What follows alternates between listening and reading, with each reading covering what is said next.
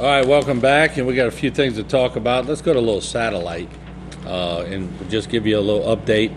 And this is for the North Atlantic, Caribbean, and the Gulf of Mexico. And I just heard a big bang, so obviously they're still moving stuff outside. But anyway, satellite pictures and service observations suggest that the broad area of low pressure over the eastern Bay of Campeche is gradually becoming better defined, although upper-level winds are not currently conducive for significant development.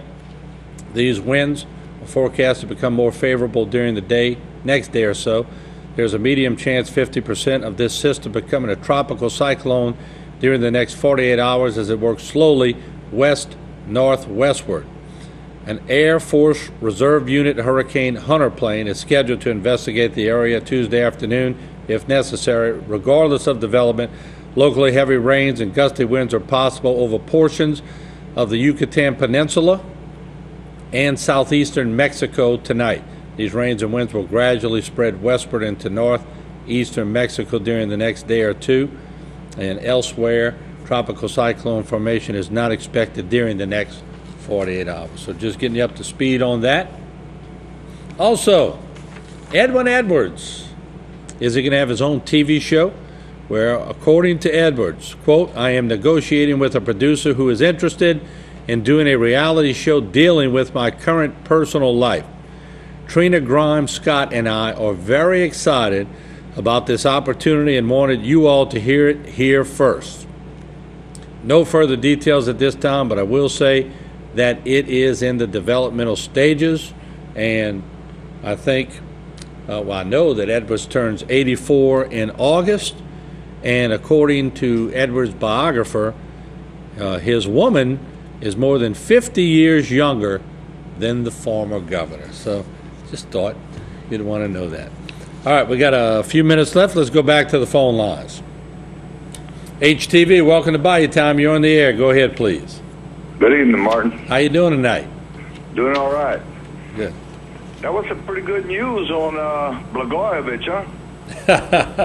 Tell you what, I don't know. It seems like some of those national shows gave that guy so much press and airtime that he was becoming a cult figure. But hey, they got him on all 20 counts, so obviously the jury heard a lot of things that they just didn't buy his lies, I guess, you know.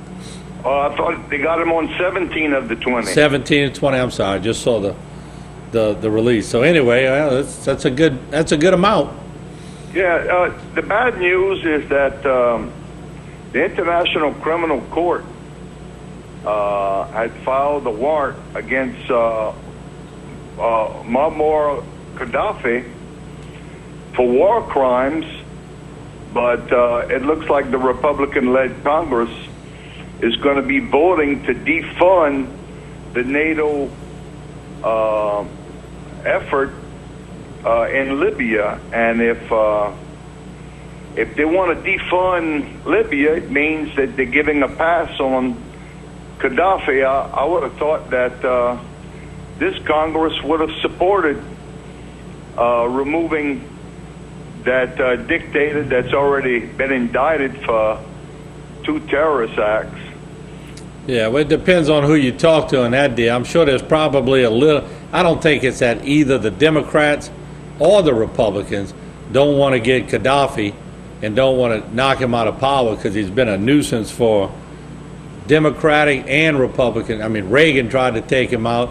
Clinton tried to take him out. The guy obviously is running under stealth, but I don't see that as a Democrat-Republican thing. I see that probably more as there's some inner squabbling on the way they're going about it or who they're funding to have the weaponry and this and that. So I see that more as an internal thing. Yeah, it sounds to me like they're interpreting the Constitution differently. Yeah. When it comes to war powers, you know, it's one thing under Republican rule, and it seems to be another thing under Democrats. And there's no doubt about that. That's always been an interpret. Well, I can't say it always has. We were always in agreement, it seemed, for the longest amount of time. I'm not sure where it went down. I think probably, I would say in the Clinton years, more in the Bush years, there was more of a a squabble over the interpretation of it. Yeah, I just wish that we can leave the politics behind sometime, especially when it comes to dealing with some of these dictators in very sensitive areas and regions in the world. You know, it looked like opening up the oil reserves is going to maybe bring down the price of fuel and give us a little offset from the loss in production from Libya. But I just felt like this Congress would have lived up to their support for veterans and issues like this. Well, I wish there would be an area, let's call it a gray area, where neither Republicans nor Democrats would be allowed. I think the way the media is now, and look, I got to say I'm in the media, but for one, if you asked me, if you said, Martin, I want to know, would you be for covering the war with cameras? I would tell you no, because I think it puts too much pressure on troops to always watch what they're doing, and it gives too much information to the enemy. So I would be a media that would say, I don't think we need to be there. Now, a lot of people would disagree with me because I don't think they always get the truth about what they report, because the Army's going to tell them what they want. But, there's certain lines I don't think that I would want to cover, because I think it puts soldiers in harm's way. Yeah, and I guess one comment that would be appropriate to tonight's program is that the EPA, the Environmental Protection Agency, was signed into law in 1972 under the hand of Richard M. Nixon. I'm not a big supporter of the environment, but I'd sure like to breathe clean air and drink clean water. And, there's some things that are just fundamental to sustaining life. But when it comes to these turtles, I saw these turtle excluded devices. And for the life of me, I can't see how I would waste my time dragging a trawl with a big hole in it. Mm-hmm. And that's what a TAD is. It's just a big hole at the end of your trawl. Yeah. And unless they can show me the numbers and show me some physical evidence, man, they're going to have to prove that case to me.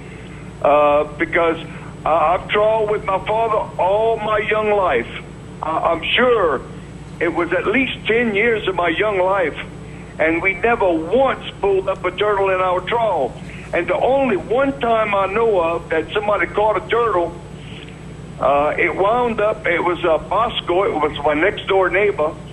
They caught this turtle called Bosco, and they put him in the Audubon Park. It lived for a few days, but it died after several days. But this was a huge turtle, and it was caught 50 miles offshore. So, yeah, I agree with you. To me, it just doesn't make sense. I agree with you. With that, I do have to, you're going to be the last caller. We ran out of time, but I appreciate the call, appreciate the input, and thank you for calling tonight. You have a good night, Mark. Thank you. And we do, look, we're leaving the lines ringing. It's obviously a very passionate subject. We're going to probably come back with this tomorrow night. I'll be back on Wednesday. And so certainly, trying to get a couple of swamp people on for Wednesday.